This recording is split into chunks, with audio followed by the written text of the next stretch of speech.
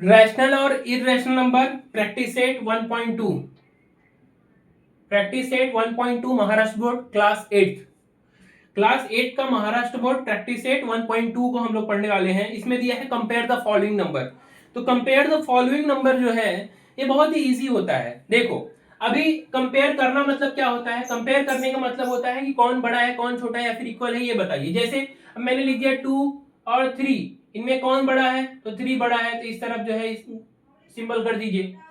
अगर इस तरफ मैं माइनस कर दूं, मतलब इस तरफ अगर माइनस कर दूं तो ये माइनस हो गया, तो ऑब्वियसली निगेटिव नंबर तो पॉजिटिव से छोटा ही होता है ना, तो ये बड़ा हो जाएगा। तो इस तरह से हमको कंपेयर करना है। बट यहाँ पे डिफरेंस ये है कि डिफरेंस हमको ये है कि रैशनल नंबर दिए हैं। अब रैशनल नंबर के लिए एक ट्रिक समझिए, मैं आपको वो ट्रिक बताऊंगा, आपके बुक में ये नहीं दिया है एक्चुअली। तो एक तरीका ये होता है कि अगर मैं आपको एक फ्रैक्शन दे दूं 1/2 और 3/4 और पूछूं बताइए कौन बड़ा है, इनमें से कौन बड़ा है, तो कुछ बच्चे जो स्मार्ट हैं वो क्या करेंगे, 1/2 मतलब होता है 0.5, 3/4 को भी डिवाइड कर लेंगे, अब पॉइंट के बाद कंपेयर कर लेंगे कौन बड़ा है कौन छोटा। लेकिन वही स्मार्ट बच्चों को अगर मैं बोल दूं ठीक है अच्छा 1000 अपॉन जो है 7 करो, तो फिर तो वो करते बैठ जाएंगे ना, परेशान हो जाएंगे। कि आप इनका डिनोमिनेटर सेम कर लीजिए, जो आपके बुक में दिया है पहले वो बताता हूं, फिर हम रामबाण देंगे। तो रामबाण क्या है देखेंगे बाद में। तो पहले 1/2 है, तो 1/2 को मैं क्या करूंगा, अगर 2 से मैं ऊपर नीचे अगर मल्टीप्लाई कर दूंगा तो हो जाएगा 2 और नीचे हो जाएगा 4, 2/4। जब डिनोमिनेटर सेम हो गया तो हम तब बता सकते हैं कि कौन बड़ा है कौन छोटा। अगर डिनोमिनेटर सेम है फ्रैक्शन का तो न्यूमरेटर को देखिए कौन बड़ा है, 3 बड़ा है 2 बड़ा है, ऑब्वियसली 3 बड़ा है मतलब 3/4 बड़ा है। लेकिन अब डिनोमिनेटर सेम करना इतना भी इजी नहीं होता है हर केस में। अगर कोई बड़ा नंबर दे दिया जाए तो उसमें भी कैसा मल्टीप्लाई करना वो मजा नहीं आता है ना। इसलिए मैं आपको एक तरीका बताता हूं। देखिए आपको पेपर में क्वेश्चन आए तो आप ऐसा भी कर सकते हैं कि आपको जो फ्रैक्शन दिया रहेगा उसको आप जो है मल्टीप्लाई कर सॉरी उसको आप डिनोमिनेटर सेम कर लीजिए, फिर कंपेयर कर लीजिए कौन बड़ा है। जैसे कंपेयर करने बाद आपको कैसे लिखना है वो बता देता हूं। जैसे ये क्वेश्चन दिया है फॉर एग्जांपल 1, पहला क्वेश्चन ये है 1/2 3/4 कंपेयर। तो 1/2 लिखा, 2 इंटू 2 से मल्टीप्लाई किया, 2/4 आया। अब देखिए 2/4 जो था हमारा ये छोटा है किससे, 3/4 से। Therefore 2/4 is less than 3/4। Therefore 2/4 मतलब ही क्या होता है, 1/2 होता है। तो 1/2 भी किससे छोटा होगा, 3/4 पे। तो आखिरी में आपको वो लिख देना है जो क्वेश्चन पूछा था। क्वेश्चन हमको 2/4 नहीं पूछा था, क्वेश्चन में हमको 1/2 पूछा था, वो तो हमने हमारे समझने के लिए उसको 2/4 बना दिया है। दोनों सेम ही, लेकिन लिखते टाइम आपको आखिरी में ऐसा लिख देना है, ठीक है। अब ये तो रहा लिखने का तरीका, अगर आप फ्रैक्शन सेम करके कर रहे हैं। लेकिन अब दूसरा तरीका समझिए कैसे करेंगे। दूसरा तरीका क्या है, दूसरा तरीका ये होता है कि आप फ्रैक्शन को पकड़िए, ये पहला फ्रैक्शन ये दूसरा फ्रैक्शन, ठीक है। ये जो डिनोमिनेटर है ना इसको पकड़ के इधर मल्टीप्लाई कर दीजिए और इसको पकड़ के इधर मल्टीप्लाई कर दीजिए, ठीक है। तो मैं लिखूंगा फर्स्ट नंबर, क्या लिखूंगा, फर्स्ट नंबर। फर्स्ट नंबर में आपको ये वाला नंबर पकड़ना है, ठीक है, जो न्यूमरेटर है। इस नंबर को किससे मल्टीप्लाई करेंगे, दूसरे के डिनोमिनेटर से, तो 1 इंटू 4 इक्वल टू 4। फिर लिखना है आपको second number, second number, second number जो है वो कौन है, 3 है। आपको देखिए हमेशा न्यूमरेटर को ही लेके चलना है यहाँ पे, और मल्टीप्लाई तो हम डिनोमिनेटर से करेंगे दूसरे के फ्रैक्शन से, लेकिन वैसे गलत नहीं होना चाहिए। गलती से आपने फर्स्ट नंबर को सेकेंड नंबर लिख दिया, सेकेंड को फर्स्ट, तब तो पूरा मेहनत ही बेकार हो जाएगा। इसीलिए हमको 1 को पकड़ना है पहले, मतलब पहले फ्रैक्शन का न्यूमरेटर, उसको डिनोमिनेटर से मल्टीप्लाई करना है दूसरे फ्रैक्शन के, तो ये कर लिया। अब दूसरे फ्रैक्शन का मल्टीप्लाई कर लीजिए 2 से, इसको मल्टीप्लाई करेंगे इससे, कितना आ गया 6। अब बताइए 4 और 6 में कौन बड़ा है, तो 4 और 6 में बड़ा क्या है, 6 बड़ा है, मतलब second number is greater than first number. अगर सेकेंड नंबर बड़ा है तो सेकेंड फ्रैक्शन भी बड़ा होगा। इसका मतलब 3/4 जो था वो बड़ा है किससे, 1/2 से।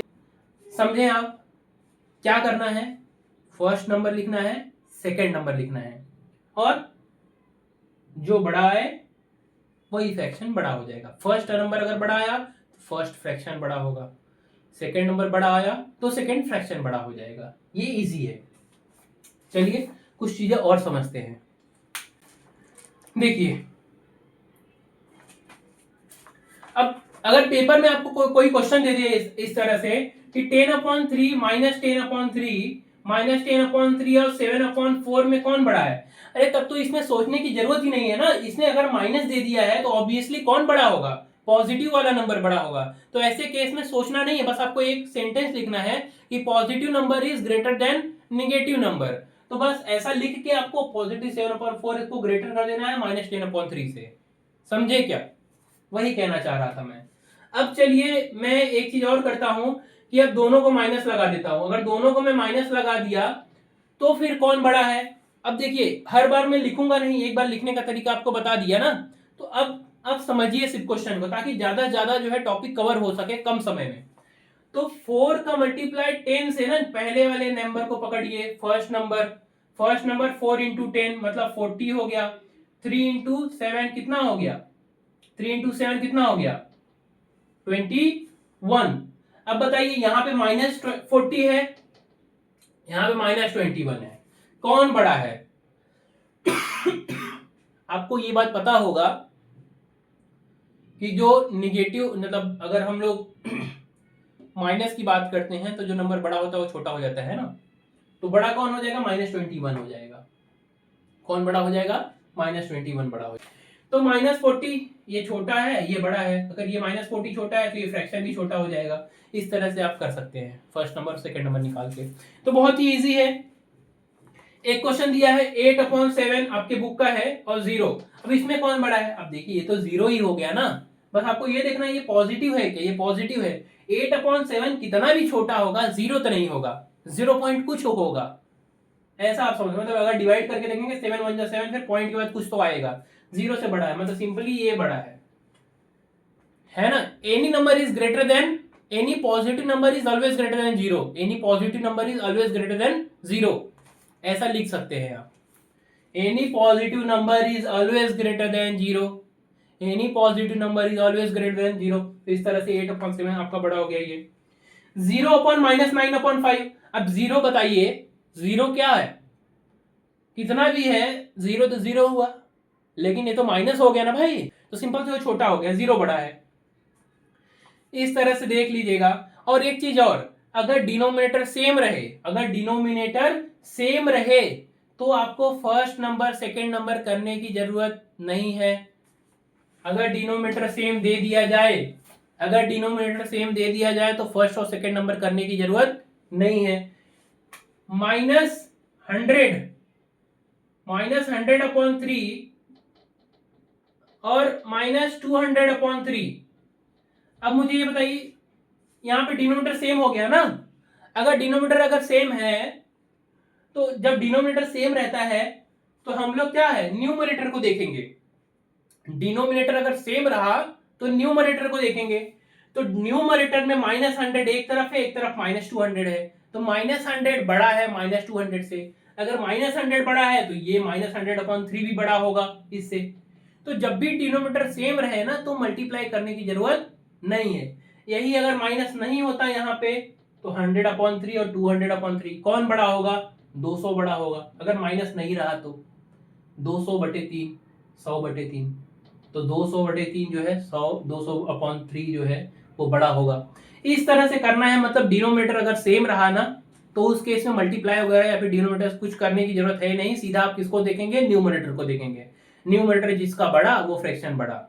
समझा ये। इस तरह से कंपेयर वाला एक्सरसाइज आप कर लीजिएगा, जो डाउट रहे वो पूछ लीजिएगा। उसके बाद क्या है, उसके बाद आपका जो प्रैक्टिस सेट 1.3 है, अगर आप प्रैक्टिस सेट 1.3 देखेंगे तो उसमें क्या करना है आपको, right the following rational number in a decimal form. आपको जो रैशनल नंबर दिया है उनको किस में कन्वर्ट करना है, डेसिमल में करना है। तो देखते हैं अभी जो प्रैक्टिस सेट 1.3 है उसमें कहा है कि रैशनल नंबर को डेसिमल फॉर्म में कन्वर्ट करना है। रैशनल नंबर को डेसिमल फॉर्म में कन्वर्ट करना है। और पहला क्वेश्चन जो दिया है आपका 9/37 है, 9/37। तो देखिए इसको 9 को डिवाइड करिए 37 से, आंसर या फिर सॉल्यूशन जो भी आप लिखते हो, ठीक है, सॉल्यूशन लिखिएगा और सॉल्यूशन में 9 को 37 से डिवाइड करिए। अब यहाँ पे अगर आप करेंगे तो जीरो का टेबल पढ़ेंगे पहले, फिर कितना आएगा, ये जीरो का 9 आया, पॉइंट लगाएंगे तो जीरो आ जाएगा, पॉइंट लगाने के बाद एक जीरो हम लोग ले सकते हैं। अब 37 का टेबल पढ़िए, ऐसा कि 90 ज्यादा ना हो। अभी ये तो बच्चे करते हैं ना, ये तो हमको दूसरी तीसरी में पढ़ाया जाता है अभी ये सब, तीसरी चौथी में। लेकिन देखिए 3 जा 90 होता है, तो 33 जा तो हम कर ही नहीं, 37 3 जा तो कर ही नहीं सकते, 37 2 जा करो, तो 2 जा अगर करोगे तो 2 7 जा 40, 2 सते 14, 14 का हासिल 1 लगा, 2 तिहाई 6 और 1 7, ठीक है, तो 74 आ गया, 74 आ गया। अब 90 माइनस 74 करेंगे तो कितना आएगा, 10 में से 4 गया 6 आया, और यहाँ पे 8 में से 7 गया तो 1 आया, 16 आ गया। पॉइंट लगाए हैं तो एक जीरो बढ़ा सकते हैं पॉइंट लगाए हैं तो एक जीरो लगा सकते हैं। अब 37 का टेबल पढ़ के देख लीजिए, यहाँ पे 37 का 5 से मल्टीप्लाई करेंगे अगर, तो 5 सते 35 और 5 तिहाई 15 और 3, 15 3 18, ये तो ज्यादा हो जा रहा है। 4 से करके देखिए, 4 सते 28 और 4 तिहाई 12 और 2 14, 14 है ना। 4 से देख लीजिएगा, कर लीजिएगा, ठीक है। 4 जा 148, कितना आया यहाँ पे 12 आ जाएगा, है ना। 160 में से 148 माइनस करेंगे तो 12 आ जाएगा। अब फिर 0 1 लगा सकते हैं। 37 का टेबल 3 टाइम्स करिए 3 टाइम्स के करेंगे कितना आएगा, 3 7 जा 21, अब 3 3 जा 9, 3 7 जा 21, अब 3 3 जा 9 और 2, 9 और 2 11, ये तो 111 आ रहा है ना। तो 111 3 टाइम्स करने पे कितना आ रहा है, अभी माइनस करेंगे तो 9 आ जाएगा। देखिए अगर आप, तो 9 रिपीट हो गया है। अगर 9 रिपीट हो गया है इसका मतलब क्या होगा, फिर से आप टेबल 2 टाइम्स पढ़ेंगे, फिर 4 टाइम्स, फिर 3 टाइम्स, यानी कि 0.243 रिपीट हो रहा है। तो ऐसा आप कर सकते हैं कि ये रिपीटेड।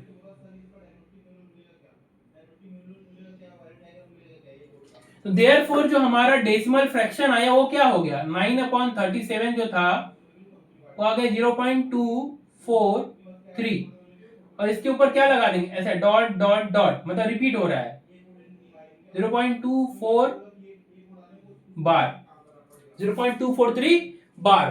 तो ये इस तरह से लगाना भूलना नहीं है, क्योंकि रिपीट हो रहा है 9 का, फिर से वही आता जाएगा। अगर आपने नहीं लगाया उसका मतलब तो क्या हो जाएगा, तो रेशनल नंबर में क्या हो जाएगा, टर्मिनेटिंग हो जाएगी। तो नॉन टर्मिनेटिंग और रिकरिंग वाला है ना, रैशनल ही है। तो इस तरह से करना है आपको।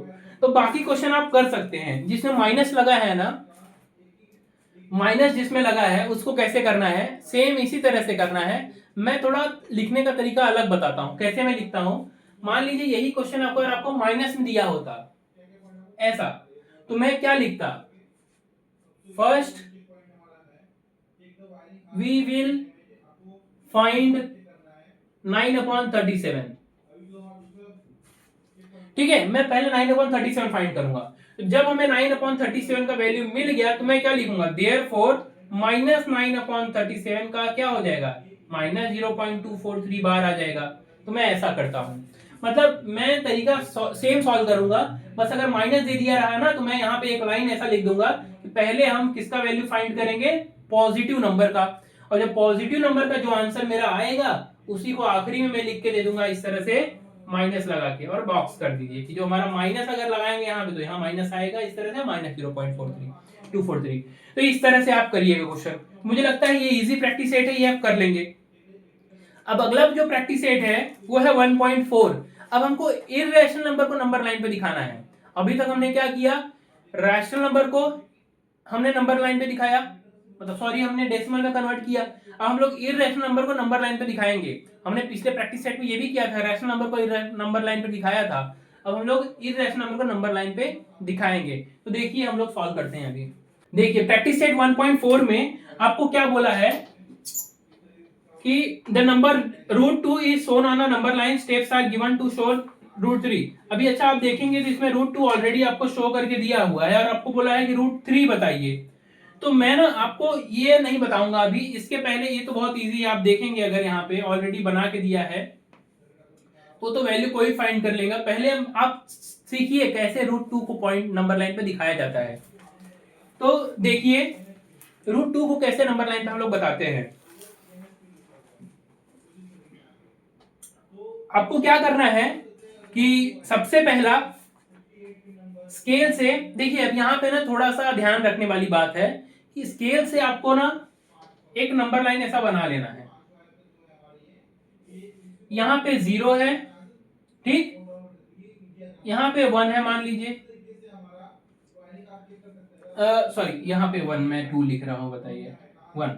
अब एक चीज समझिए आप थोड़ा सा, √2 मतलब होता क्या है। इस तरफ मैं लिखता हूं स्टार्टिंग से √1 √2 स्क्वायर रूट ना, स्क्वायर रूट है ये, सिर्फ रूट नहीं बोलते हैं, स्क्वायर रूट बोलते हैं, बट अभी मैं शॉर्टकट में रूट बोल रहा हूं ऐसा। √1 √2 √3 √4 √5 √6 √7 √8 और √9 एग्जाम्पल के लिए लिखा हूं ये। तो √1 का मतलब तो 1 होता है, फिर √2 का मतलब ये √4 का मतलब 2 होता है, फिर ये इसका मतलब 3 हो गया। अब आप देखिए इस तरफ ये नेचुरल नंबर है हमारे 1 2 3, और 1 और 2 के बीच में कितने हमारे जो स्क्वायर रूट वाले ऐसे नंबर आए, √2 और √3। ये यहाँ पे स्क्वायर 2 और 3 के बीच में ये नंबर्स आएंगे। ये इसलिए बता रहा हूं मैं आपको ताकि जब भी आपको कोई बोले कि हमें √8 दिखाइए नंबर लाइन पे, तो आपको जो ग्राफ वो बनाना होगा जैसा बुक में बना के दिया हुआ है इस तरह से कुछ, ये वाला।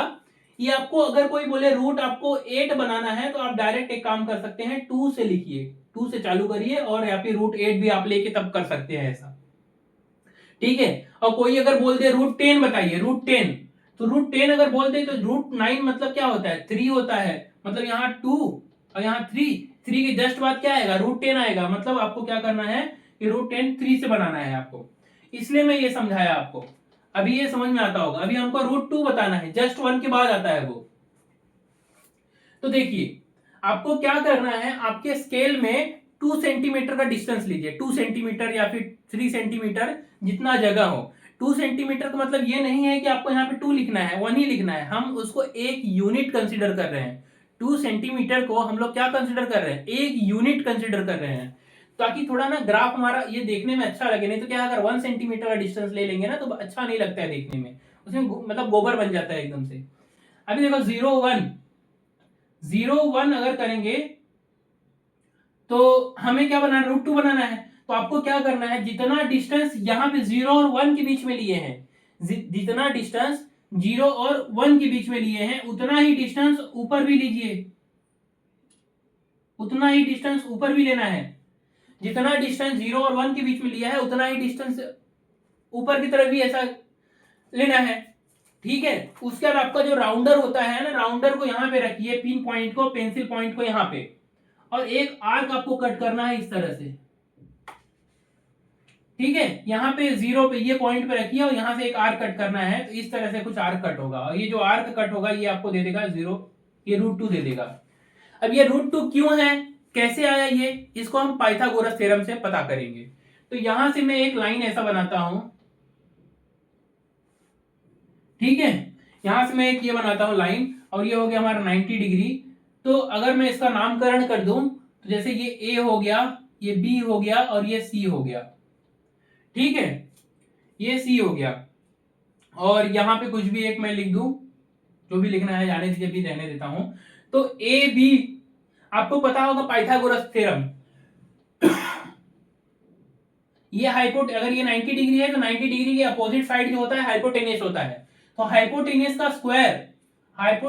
Square equal to side 1 square plus side 2 square.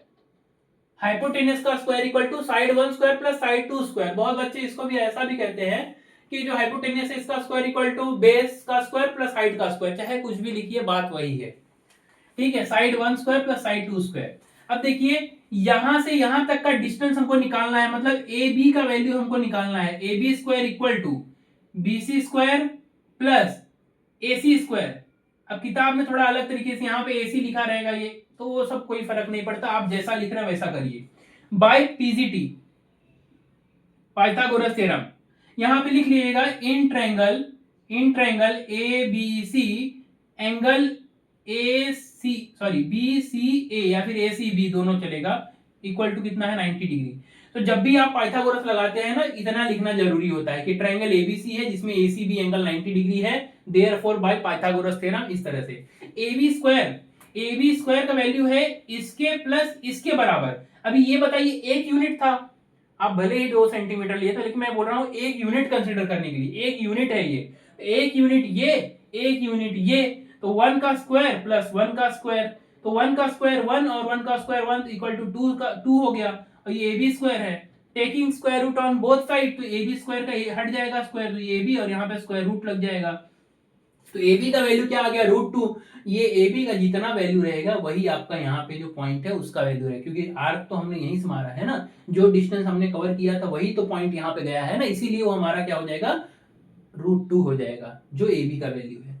समझा आपको? यही अगर आपको कोई बोल दे √3 निकालना है, अब अगर √3 निकालना है तो इसके बाद क्या करना पड़ेगा, अब आपको ये जो डिस्टेंस यहाँ पे जितना बनाया था उतना ही डिस्टेंस √2 से बनाएंगे। इतना डिस्टेंस यहां पे लिया था आपने, उतना ही डिस्टेंस अब कहां से लेंगे, ए पॉइंट, इसको नाम देता हूं डी। ठीक है, अब आपको क्या करना है, सेम करना, मतलब वही डिस्टेंस आपको यहां पे पिन पॉइंट रखना है, अब यहां पे आर्क रखना है। अब आर्क को आपको इस तरह से कुछ लेके जाना है, यहां पे इस तरह से, ये √3 मिल जाएगा आपको। अगर आपको फिर से बनाना रहा तो यहां पे फिर से खींचिए इसको और फिर से आर्क मारिए, समझा, √4 मिलेगा। लेकिन √4 तो मतलब हमको पता है 2 होता है, तो वो बनाने के लिए पेपर में नहीं आएगा, समझे आप? इस तरह से अब आपको बोलेंगे √3 है, ये प्रूफ करो।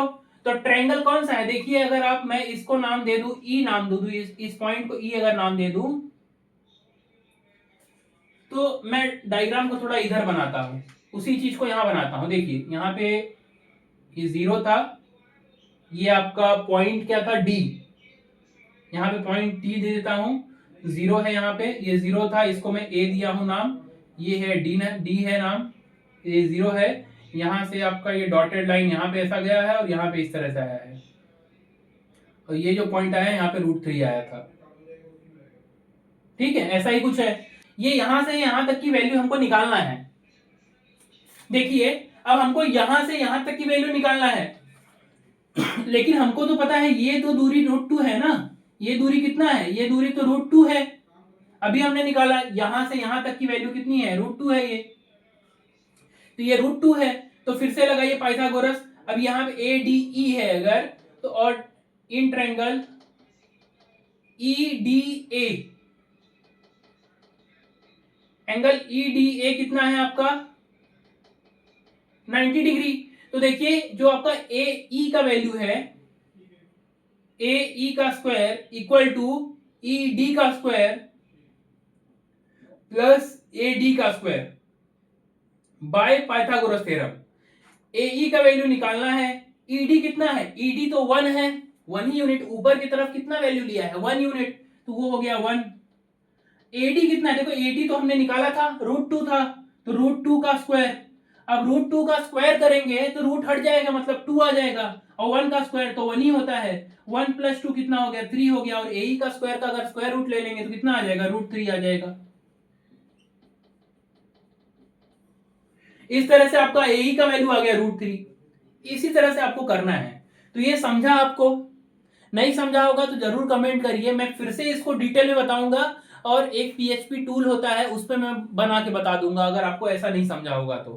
ठीक है, तो ये हमारा प्रैक्टिस सेट यहाँ पे खत्म होता है। आपको क्या करना है कि ये जो शो द नंबर लाइन, ये √5 और √7 है, इसको खुद से करना है, और ये करके ये होमवर्क समझ लीजिए आप। ठीक है, ये आपको आप होमवर्क समझ लीजिए। तो इस तरह से आपको करना है। अगला chapter parallel lines and transversal है, इसको बहुत ही बेहतरीन तरीके से हम लोग पढ़ेंगे। ठीक है, इसको अच्छे से ध्यान दीजिए और रिवाइज करिए, कोई डाउट हो तो जरूर हमको बताइए।